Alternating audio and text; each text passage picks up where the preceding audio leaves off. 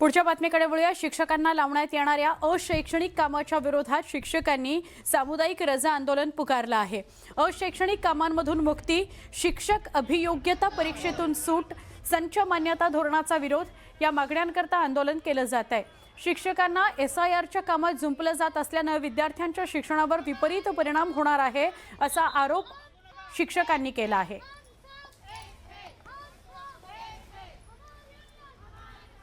शाळा बंद करून या आंदोलनामध्ये उतरलाय।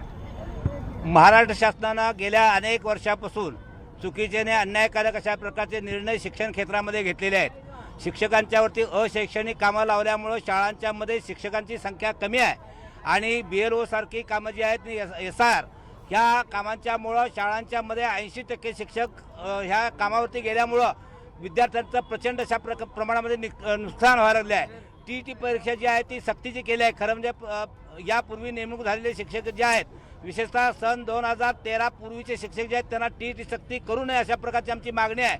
TET ही या शिक्षकांना रद्द केली पाहिजे आणि जर TET या ठिकाणी लागू केली तर अन्य राज्यांच्या प्रमाणे या जे कार्यरत शिक्षक आहेत त्यांच्यासाठी वेगळ्या प्रकारची TETची सक्ती घेतली पाहिजे। TETची मागणी करते, मात्र BLOचं सध्या काम सुरू आहे। SIRचं जे काम करत नाही त्यांच्यावरती कारवाई आहे ती प्रशासनाच्या वतीने केली जाते। प्रशासनाचा हा मुजोरपणा आहे। प्रचंड शिक्षकांच्यावर मानसिक दबाव आणलेले आहेत। मागच्या आपण बघितलं की काही देशामध्ये काही राज्यांच्या मध्ये याच दडपणामुळं अनेक शिक्षकांनी आत्महत्या केलेल्या आहेत। ही महाराष्ट्रातल्या शिक्षकांच्यावर वेळ येऊ नये त्यामुळं प्रशासनानं हे जे BLO आणि SIRचं काम लावलेलं आहे ह्या कामावर शिक्षकांच्या मानसिकतेचा विचार करावा। शाळेमध्ये शिक्षक नाही आहेत आणि अशा परिस्थितीमध्ये हे अशा प्रकारचं मानसिक दडपण जर शिक्षकाच्यावर आणलं तर हे आम्ही कुठल्याही संघटना हे अजिबात खपवून घेतलं जाणार नाही। त्यामुळे शासनानं आणि शासनातल्या सगळ्या प्रशासनातल्या अधिकाऱ्यांनी याचा विचार करावा आणि हे जे SIRचं आणि BLOचं जे काम चालू आहे त्याला मुदत वाढ द्यावी आणि ह्यासाठी वेगळा स्टाफ नेमावा, शिक्षकांना यामध्ये घेण्यात येऊ नये। खरं तर किती शिक्षक या आंदोलनामध्ये सहभागी झालेले आहेत? राज्यभरात हे आंदोलन आहे का? हे आंदोलन आहे, हे आंदोलन मध्यवर्ती संघटना, प्राथमिक शिक्षणाची मध्यवर्ती संघटना म्हणून आहे। राज्यामध्ये सगळ्या जिल्ह्यामध्ये हे आंदोलन सुरू आहे। यामध्ये जिल्हा परिषद शाळा, खाजगी शाळा, माध्यमिक शाळा, महानगरपालिका, नगरपालिका शाळा यामध्ये सामील आहेत। जवळजवळ 2.5 ते 3 लाख शिक्षक या आंदोलनामध्ये आज सहभागी आहेत। Video journalist Sandeep Patil, Dnyaneshwar Salunkhe, news 18 Marathi, Kolhapur. Navi Mumbai शहरामध्ये 2016 पासून तब्बल 5000 अनधिकृत इमारती उभ्या राहिल्या।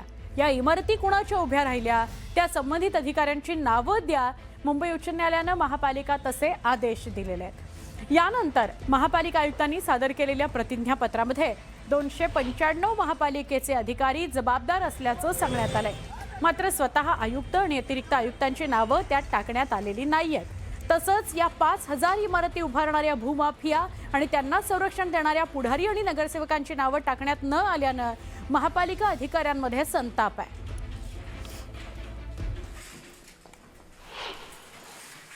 नवी मुंबई शहरामध्ये एकूण 2016 पासून आतापर्यंत 5000 अनधिकृत इमारती उभ्या राहिल्या। या 5000 अनधिकृत इमारती कोणाच्या काळात उभ्या राहिल्या असं मुंबई उच्च न्यायालयाने नवी मुंबई महानगरपालिकेला विचारलं।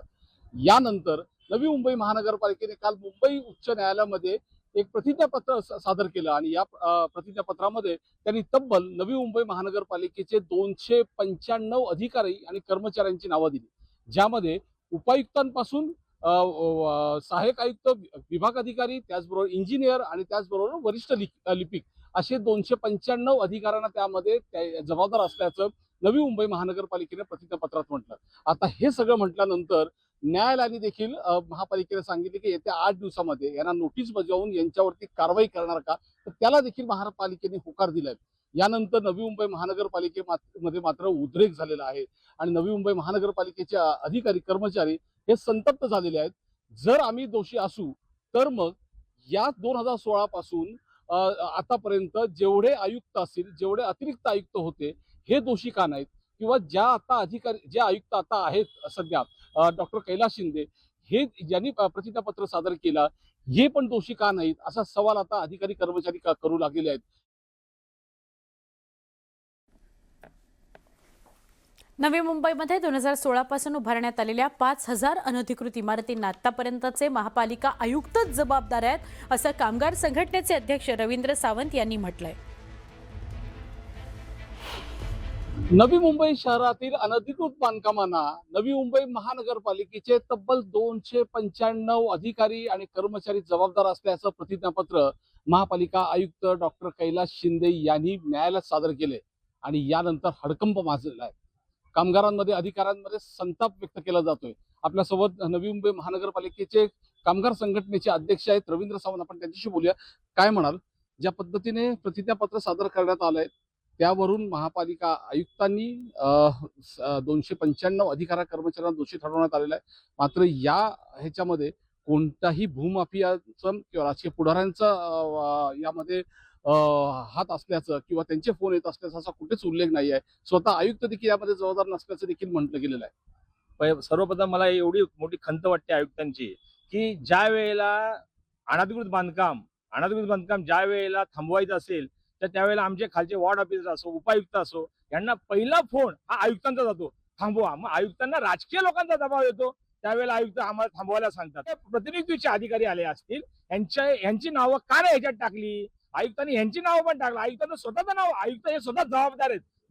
मी सांगतो आयुक्त जबाबदार आहेत. तुमचा कर्मचारी अधिकारी दिवस रात्र झटतो. आयुक्तांनी सांगावं मी कुणाचा फोन करणार नाही, मी काय राजकीय दबावाला बळी पडणार नाही. बघा सुसाट कसं नवी मुंबई साफ करण्याचं काम, म्हणजे अनधिकृत बांधकाम करायचं का आमचा खालचा अधिकारी, वॉर्ड ऑफिस वरून खालचा आमचा अधिकारी कसा डोळ्यात तेल लावून करेल. उद्या जर या प्रतिज्ञापत्रावर कारवाई झाली तर आम्ही पूर्ण नवी मुंबईतले सर्व कर्मचारी अधिकारी काम बंद आंदोलन करू आणि आयुक्तांना हाकलण्यासाठी आम्ही रस्त्यावर उतर सांगतोय. निष्क्रिय आयुक्त आहेत. नक्कीच आपण पाहतो की ज्या पद्धतीने आयुक्तांनी प्रतिज्ञापत्र सादर केले त्यानंतर मात्र आता महापालिकेच्या एकंदरीत अधिकाऱ्यांमध्ये आणि कर्मचाऱ्यांमध्ये संताप व्यक्त केला जातोय. येत्या 8 दिवसामध्ये ही कारवाई होणार आहे. जर ही कारवाई झाली तर मात्र नक्कीच नवी मुंबई महानगरपालिकेचं कामकाज देखील ठप्प होऊ शकतं. विनय म्हात्रे, न्यूज 18 मराठी, नवी मुंबई.